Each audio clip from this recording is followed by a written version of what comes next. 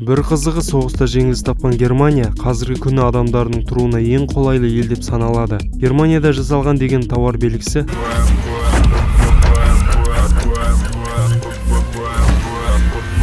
көпшілік үшін ең жоғарғы сападағы тауардың нышаны іспеттес. Германия дүние жүзінде иммиграция бойынша екінші орын алады. Бірінші орында Америка құрама штаттары. Яғни бұл елде әлемдегі әрбір екінші адам тұрғысы келеді. Неге олай екендігін қазір айтып беремін.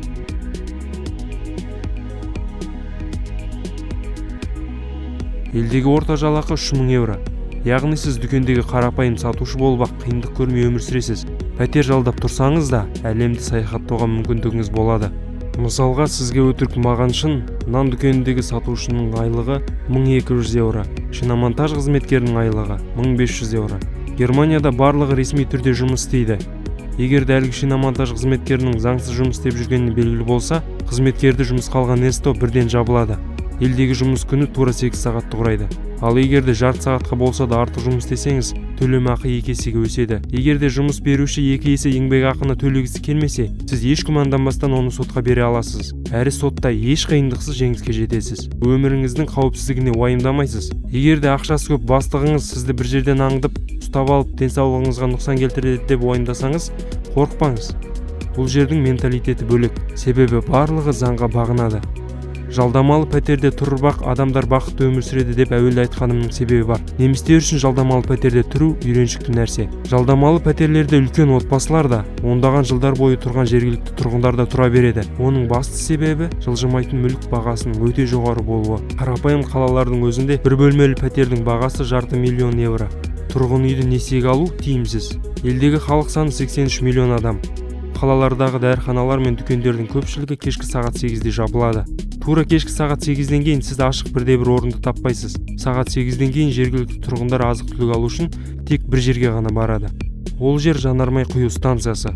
Жанармай құю станциясы тәулік бойына жұмыс істейді. Олардың кез келгенінде азық-түлік бөлімі бар. Ал жексенбі күндері барлығына бірдей демалыс. Азық-түлік дүкендері, техника, киім-кешек сататын сауда орындарының барлығы жабылады. Мұны естіп алып, сағат 8-ден кейін немесе демалыста адамдар аш отырады деп ойлап қалмаңыз. Тұрғындар бәрін алдын ала сатып алып, қор жасауға үйренген. Германия әлемдегі ең дінсіз мемлекеттердің бірі. Мұнда сіз шіркеу мен мешіт күмбездерін сирек кездестіресіз. Дін жайлы әңгіме қозғаушылардың да саны көп емес. Халық арасында жүргізілген сауалнамаға сүйенсек, елдегі тұрғынның 70% діннің өз өмірінде ешбір рөл атқармайтындығын айтқан. Егер сіз велосипедпен жол жүруді ұнататын болсаңыз, Германия азаматтығын алуға ыңғайлана беріңіз. Кез келген жолда велосипедшілерге арналған арнайы жолақша бар. Велосипед жолдары мен автокөліктерге жүруге қатаң тыйым салынған. Егерде автокөлік жүргізушісі велосипедті сәл болса да түртіп кетсе, велосипедші оны сотқа бере алады. Сотта еш күмәнсіз жеңіске жетеді. Велосипедші мен жаяу жүргіншіні қағып кеткен жүргізуші жүргізу құқығынан мәңгілікке айырылады.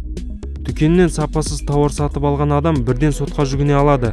Тергеу жүргізіледі және тағы да басқа әрекеттер орындалады. Мүмкін осыдан да болар, неміс тауарларының сапасы өте жоғары. Байқағандарыңыздай немістер бірдеңе болса сотқа жүгіреді. Өйткені бұл елде сот адал жұмыс істейді. Неміс көшелерінде контейнерлер өте көп. Елге келген көптеген туристер бір нәрсені қате істеп қоямын ба деп алаңдап жатады. Өйткені ондай жағдайда оларды келген күні-ақ депортациялау мүмкін. Сол үшін туристер қоқыс тастау сияқты кішігірім нәрсе үшін жергілікті тұрғындардан кеңес сұрап жатады.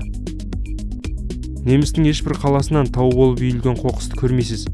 Германия қалдықтарды қайта өңдеу жағынан әлемде көш бастап тұр. Әрбір қолданылған бөтелкелер мен қағаз қалдықтары қайта өңделіп, жаңа өнім шығарылады. Германия ядролық энергетикадан толық бас тартты.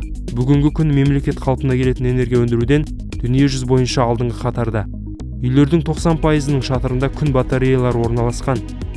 Жел генераторының жанында селфи жасап тұрған адамды кездестіруіңіз екіталай. Себебі ондай генераторлар кез келген жерде бар. Қала сыртында, алаңдарда, жел соғатын үлкен аумақтардың бәрінде. Германияда білім алу тегін. Сізді ешкім сынып жөндеуге ақша жинатып, жаз бойына көкөніс күттіріп қинап қоймайды. Университетте де білім тегін. Бірақ та белгілі бір мамандыққа түсу үшін сіздің расымен де қарым-қабілетіңіз, біліміңіз болу керек. Әрі түсу емтихандарынан сүрінбей өтуіңіз қажет. Пара берсеңіз ешкім алмайды. Себебі оқытушылар қайдағы бір пара үшін үлкен жалақыларынан айырылып қалғысы келмейді. Германияда 105 Нобель лауреаты бар. Бұл үлкен көрсеткіш. Мысалға, дамымаған елдерде спорт білім саласында үлкен жетістікке жеткен адамдарды көбіне бағаламай жатады.